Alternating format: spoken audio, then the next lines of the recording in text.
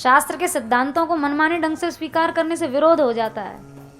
इसलिए शास्त्र के सिद्धांतों को यथार्थ रूप में ही स्वीकार करना चाहिए।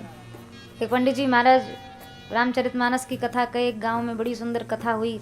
एक लोग आए कथा सुनने, गांव भर के लोग। संयोग की बात, उस दिन प्रसंग चल रहा था जिस समय वन गमन होता है राम जी का।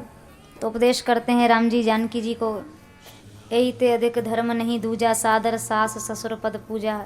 इससे बड़ा कोई धर्म नहीं है एक स्त्री के जीवन में कि वो अपने सास ससुर की सेवा करे। मानस जी की उस चौपाई को सूत्र रूप में पकड़कर एक महिला ले गई और घर में जाकर उसने प्रसंगवश सब कथा सुनाई अपनी बहू को। देखो ऐसा उपदेश दिया है, मानस जी का उपदेश है और तुमको भी इसका पालन करना चाहिए। अब बहू भी खूब सासू माँ की सेवा करने लगी, खूब पाँव वाँव दबाने लगी। सास भी सोचने लगी भाई कथा बड़ी जोरदार फलित हुई, अब तक तो सेवा करती नहीं थी, अब चलो थोड़ा बहुत कुछ इसको भी सत्संग का असर हुआ, सेवा करने लगी।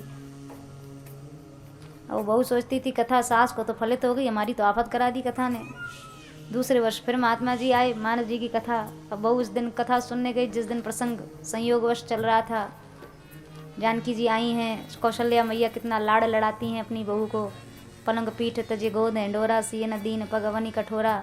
कभी गोद में ही रखती हैं अपनी बहू को, कभी पलंग पर ही रखती हैं, कभी हिंडोरे में ही रखती हैं। बहू को ज़मीन में पाँव नहीं रखने देती।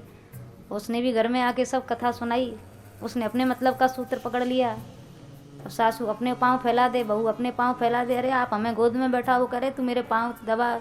वो विरोध पैदा हो गया कथा सुन के। सब आश्चर्य, सबको लोगों को झगड़ा हो रहा किस बात का, बोले कथा सुन के आए हैं। अब कथा का मतलब ये थोड़ी आप सिद्धांत को यदि यथार्थ रूप में न लेके मनमाने ढंग से स्वीकार करेंगे तो वो तो सिद्धांतों में विरोध पैदा हो जाएगा।